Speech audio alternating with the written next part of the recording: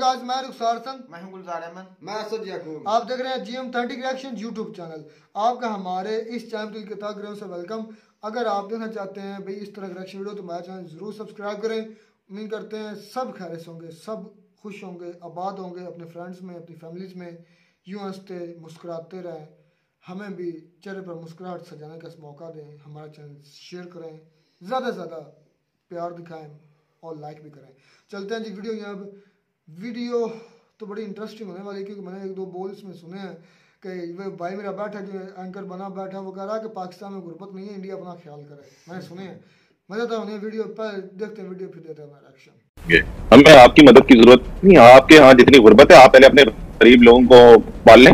पाकिस्तान की बारी बड़ी बाद में आती है। आपके मुल्क के प्रधानमंत्री आपको पता है गुजरात के मुसलमानों के कातिल हैं। अब देखिए आप कहां से कहां चले गए सर। हमारा दिल नरम है सर, हमारा दिल नरम है सर, हमारे दिल में दर्द भी है सर, और इसी वजह से सर हमारे यहाँ से तो ये भी नसीहत दी जा रही है कि साहब बिना मांगे मदद दे दो पाकिस्तान। हमारा साहब एक दरख्वास्त है कि ये कटोरा पाकिस्तान के हाथ में इस तरह के अल्फाज किसी मुल्क के लिए, पड़ोसी के लिए इस्तेमाल करना मुनासिब नहीं है। हम IMF से कर्ज। और ये जो कटोरे वाली बात है सर, आप इतना बुरा मान गए। मैंने कहा सर अपने प्रधानमंत्री को कह देते शहबाज शरीफ साहब, वो तो दुनिया में जाकर कह रहे हैं कि साहब उनके क्योंकि फंड्स नहीं है, सिर्फ मांगे तांगे पे कब तक गुजारा करेंगे, तो इनको काम करना पड़ेगा और तभी ये कुछ बना पाएंगे। लेकिन जय हिंद दोस्तों, स्वागत है आपका कौदरे रिएक्ट में। इंडियन पाकिस्तानी पैनलिस्ट के बीच डिबेट के दौरान पाकिस्तानी पैनलिस्ट ने एंकर से ये रिक्वेस्ट की कि कटोरा शब्द का उपयोग पाकिस्तान के लिए ना करे, लेकिन उनके PM शहबाज शरीफ ने खुद दुनिया के सामने कहा था कि पाकिस्तानियों के एक हाथ में परमाणु बम और दूसरे हाथ में कटोरा है।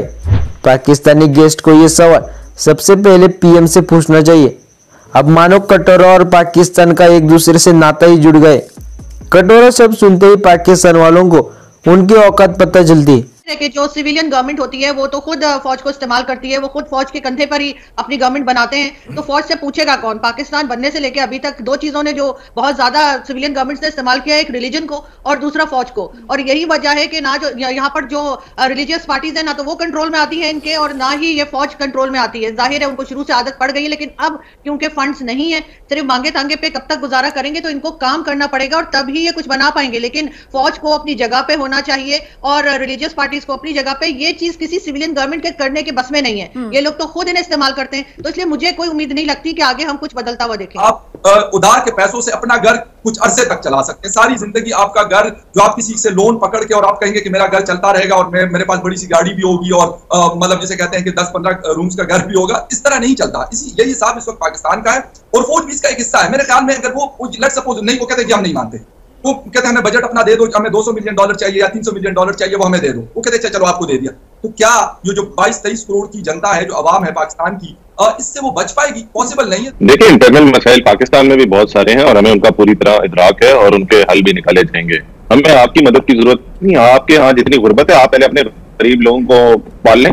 पाकिस्तान की बारी बड़ी बाद में आती है, ठीक है। आपके यहाँ जो बाप सारा दिन बैठ के पाकिस्तान को लेक्चर देना, ये क्या तरीका है? आप अपने मसाइल हल करें ना। आपके मुल्क के प्रधानमंत्री आपको पता है गुजरात के मुसलमानों के कातिल हैं। अब देखिए आप कहां से कहां चले गए सर। हम पाकिस्तान को लेकर चर्चा इसलिए कर रहे हैं क्योंकि पाकिस्तान फेल स्टेट अगर बन रहा है सर और वो दिख रहा है तो वो पूरी दुनिया पर असर डालेगा। और हमारे तो बिल्कुल पड़ोस में है ना सर, आप हमारे बिल्कुल पड़ोस में है सर। आप जिस तरीके से बिखर रहे हैं सर, हमें तो तकलीफ हो रही है, हमें तो तकलीफ हो रही है सर। पड़ोसी को इस हाल में देखकर हमारा तो नरम है ना सर, हमारा दिल नरम है सर, हमारा दिल नरम है सर, हमारे दिल में दर्द भी है सर। और इसी वजह से सर हमारे यहाँ से तो ये भी नसीहत दी जा रही है कि साहब बिना मांगे मदद दे दो पाकिस्तान को, भेज दो गेहूं पाकिस्तान में। सैयद अखुनजादा चट्टन साहब पाकिस्तान पीपल्स पार्टी के नेता हैं, वो भी अब इस चर्चा में हमारे साथ शामिल हो रहे हैं। अखुनजादा साहब, भारत में एक तबका है जो कह रहा है भले ही पाकिस्तान मदद नहीं मांग रहा है, लेकिन बावजूद इसके पाकिस्तान को मदद भेज देनी चाहिए। इंसानियत के नाते पड़ोसी धर्म हिंदुस्तान को अपनाना चाहिए। मेरा सवाल यह है सर कि क्या फायदा ऐसी मदद का जो मदद पाकिस्तान को भेजी जाए और वो मदद पाकिस्तान को संवारने से ज्यादा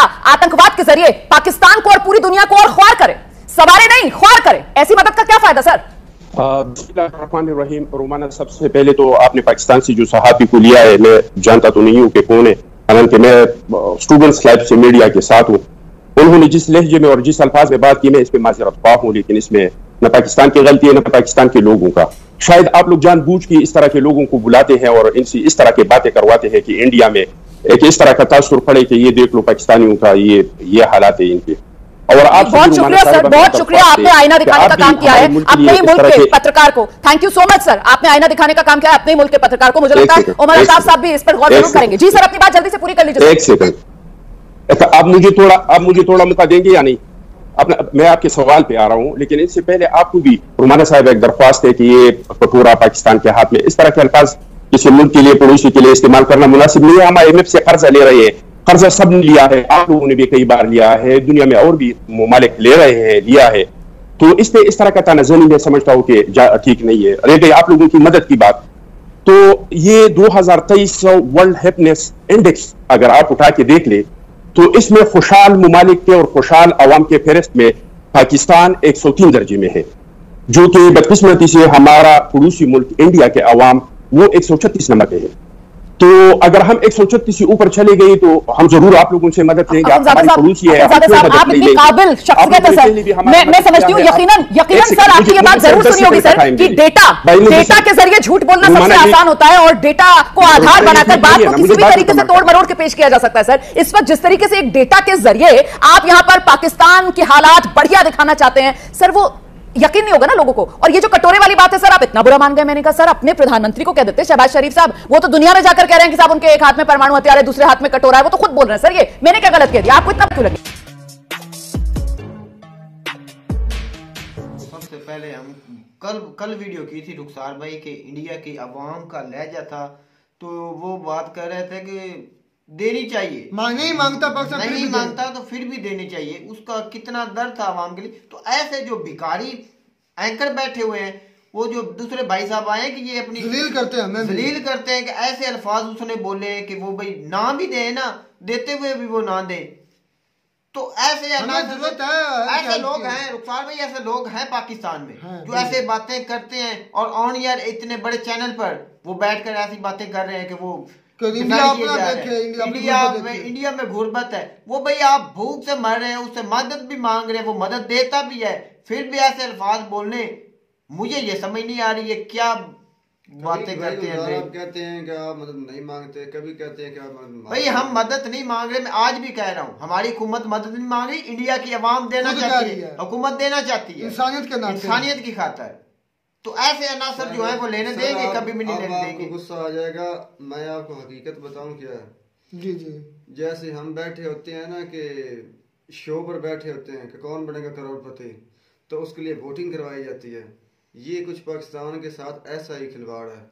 अवाम से पूछा जाता है, कुछ लोग कहते हैं कि देनी चाहिए, कुछ लोग कहते हैं कि नहीं देनी चाहिए। यहाँ हम पर बैठ कर हमें दिखाया जाता है कि जो लोग कहते हैं कि देनी चाहिए, वो कहते हैं कि इंसानियत के नाते देनी चाहिए। जो नहीं कहते वो कहते हैं कि इन्हें भूख से मरने दो, ये हमारे दुश्मन है, इन्होंने हमारे नुकसान पहुंचाया।